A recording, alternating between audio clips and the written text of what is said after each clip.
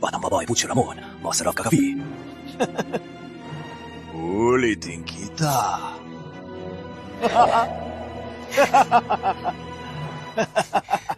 Isabel Santos! Walang hiya ka! Gusto kitang mamatay. Gusto mong mamatay si Isabel? Tutulungan kita, Kamahalan, lumabas na ba ang lason? Wala man naman. Hindi pa araw ng pagbalik. May kaunting sakit lang. Kamahalan pinadala ni Prinsesa si Gemma para pagsabihan ng Pamilya Reyes. Pinatawag din ang punong manggagamot. Sumunod naman ang Pamilya Reyes walang nahalata. Nagpadala din ng maraming regalo si Prinsesa. Tingnan nyo. Pinadala ko maraming regalo sa bahay ng kawayan. Walang niregalo si Prinsesa.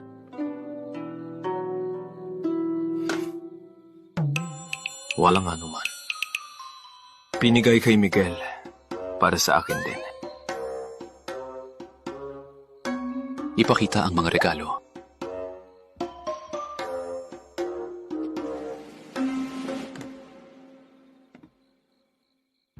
Itong lahat ay binigay ko sa bahay ng kawayan. Magaling siyang magpanggap. Ako na prinsipe ng liwanag, mas lamang pa rin ang mahirap na Miguel. Kamahalan. May mensahe si Prinsesa. Sabi niya, huwag kalimutan ni Miguel ang usapan. Pumunta sa bahay ng kawayan. Ganun ba siya kailangan? Sino? Habulin. Huwag hayaang ang mga walang utak ang mag-abala kay Prinsesa. Opo.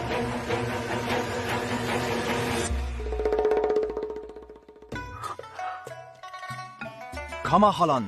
Katulong ng bahay ng kawayan, naghatid ng imbitasyon sabi, gumaling na si Prinsesa, imbita kayo bukas, magtanaw ng bulaklak.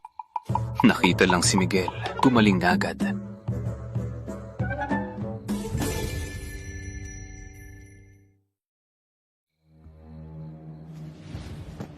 Magandang araw, kamahalan. Nabalitaan ng prinsesa ang magagandang Rosal.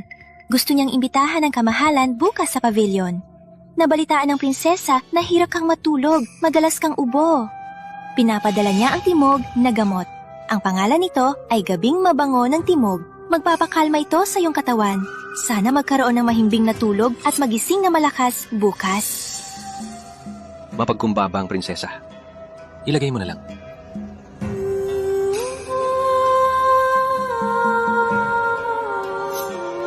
Ang pangalan nito ay Mapanganib na Halimuyak. May epekto ito sa pag-ibig. Nilason ng prinsipe. Sa 10 hininga, magwawala ang lason. Kung hindi siya mamatay, habang siya ay nalilito, tulungan mo siya. May paraan kami para palitan ka ni Isabel bilang Prinsesa Isabel at ikasal sa palasyo ng prinsepe at maging mayaman. Hinagaw ni Isabel ang lahat ko. Nakuha niya ang kayamanan. Bakit hindi ako? Nilagay ko na. Umalis ka na. Oh.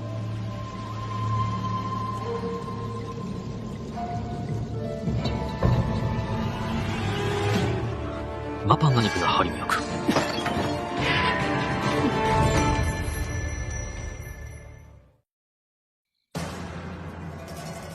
Kamahalan, ano nangyari sa'yo? Hindi ka katulong ang prinsesa. Sino ka? Hindi po ako katulong. Kamahalan, may sakit ka ba? Gusto kong tulungan ka. Umaris ka. Kamahalan, nasasaktan ako. Gusto lang kitang tulungan. Parang masakit ang iyong pakiramdam. Umaris ka. Kamahalan, hayaan akong alagaan ka.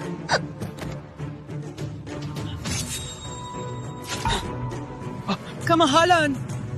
Itapon siya.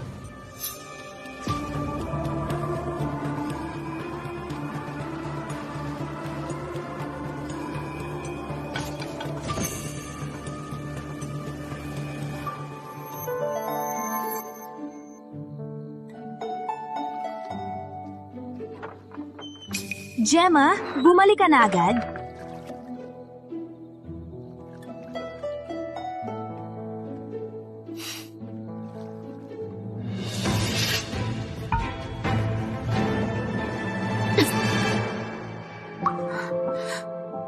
bakit ka nandito?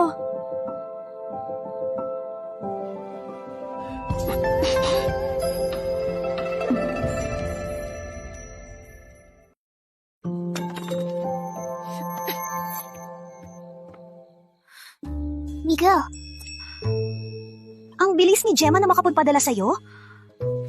Prinsesa, hindi ba ikaw ang nagpadala ng sulat na gustong makita ako? Pinasundo kita para magpasalamat, hindi para ibenta ang sarili. Bakit ka nasugatan? Hindi makalaga.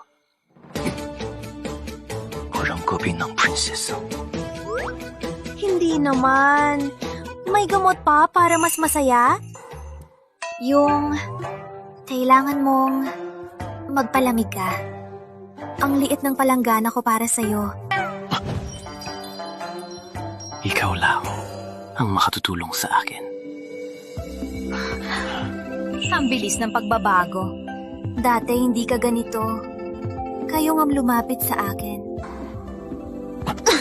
Yung nasugatan ka. Kailangan mong balutan. Walang problema. Ang nobyo ko nasa kabilang kwarto. Mag-ingat ka sa ingay. Alam ko. Wait! Yung... Usapan muna. Para lang sa kasiyahan. Walang pag-ibig. Walang pananagutan. Prinsesa, tulungan mo ako. Gusto mo. Susunod ako. 跌落于人间，辗转过云川，在你身侧便是答案。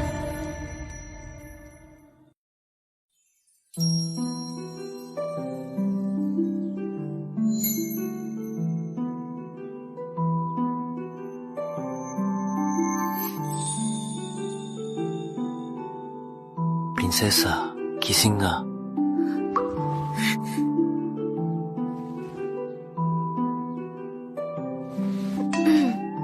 Kumusta ang kagabi?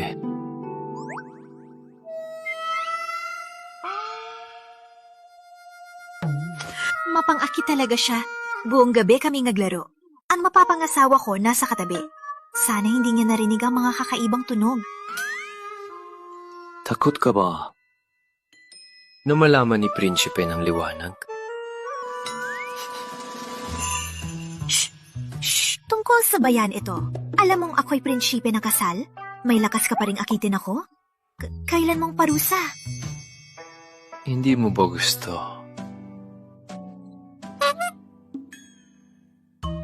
Mas nasiyahan ka ngayon kaysa kagabi. Lumakas ang iyong galing. Maglakas loob ka pa ulit at malaman ni prinsipe ng liwanag, wala kang buhay. Walang takot ang prinsesa. Pinapatawag mo ang manggagamot para sa nanay ko. Gusto ko lang magpasalamat at pasayahin ka. Umuwi na ang araw. Alis na ako. Hindi ko kayo ipapahiya. Magalang ka. Mahinahon ka. Yun. Pag-ayos ng nanay mo, bibigyan kita ng trabaho. Ang pera ngayon, ipapadala ni Gemma sa bahay.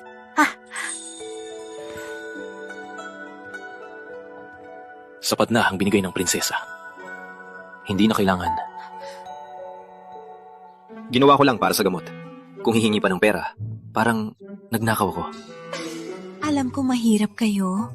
Kung hindi, bakit ka mapapabayad? Tanggapin mo. Huwag ka nang pumunta sa bulaklak. Parang ako ang nagdala sa kanya at ngayon ay pinapabalik. Ngunit, paano ipagkatiwala ang isang kagaya niya? Prinsesa, hindi ko malilimutan ang kabutihan mo. Kung kailangan mo ako, nandito lang ako.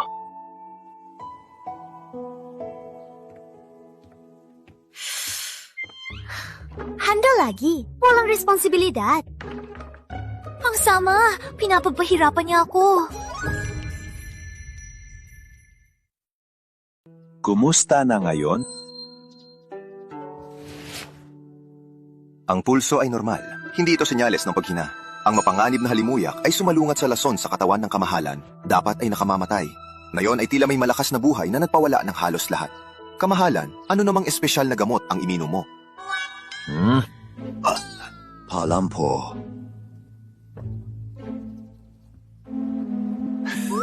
Kamahalan, kagabi pa?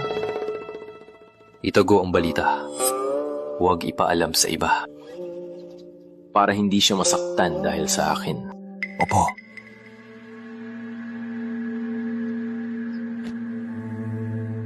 Siya talaga ang aking tagapagligtas. Ngunit, bakit siya? Parang nakakatulong ang prinsesa sa lason ni Kamahalan. Sa pagdating ng grupo ng kasal, agad tayong aalis ng bayan ng Timog. Kung patuloy na magpakilala bilang Miguel, hindi ito pang matagalan. Ngunit siya ay malamig sa akin. Sa Miguel na ito, ay may kaunting awa at nilalaro lamang. Mahihirapan ako. Kailangan pong magpahirap dalawang paraan. Agad makuha, tiwala at pag-ibig ng prinsesa. Kamahalan, nakuha namin ang lihim na utos ni Don Rafael.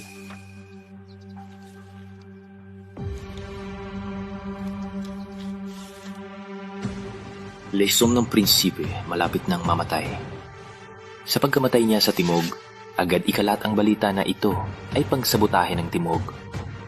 Lihim ni Don Rafael, sa pagdating ng hukbo, agad sakupin ang Timog. Gusto ni Don Rafael magpasimula ng digmaan sa pamamagitan ng iyong pagkamatay. Pupunta. Ilapastangan nila ako.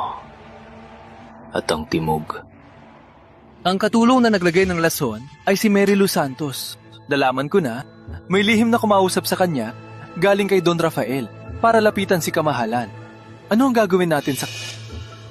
Kung hahatulan ko siya ngayon, baka mawala ang libangan ni Prinsesa Isabel. Hindi namatay si Kamahalan. Ang mga tauhan ni Don Rafael ay tiyak na magtatanong. Sumunod na lang tayo sa plano. Pedro, maghanda ng regalo. Sabi salamat sa kanya sa pagligtas kay Kamahalan. Sa lihim, ihandog siya kay Doña Teresa. Opo. Wait, si Prinsesa Isabel ay malamang tulong na. Pumunta ka ulit sa bahay ng kawayan. Imbita siya na manood ng bulaklak. Opo. Kamahalan, maraming beses na kayo tinanggihan. Kamahalan, bakit hindi imbita siya bilang Miguel? Siya ay sasang-ayon na yon. Kagabi, nagtalik sila ni Miguel. Siya ay nahihiya at titingnan ng aking galaw.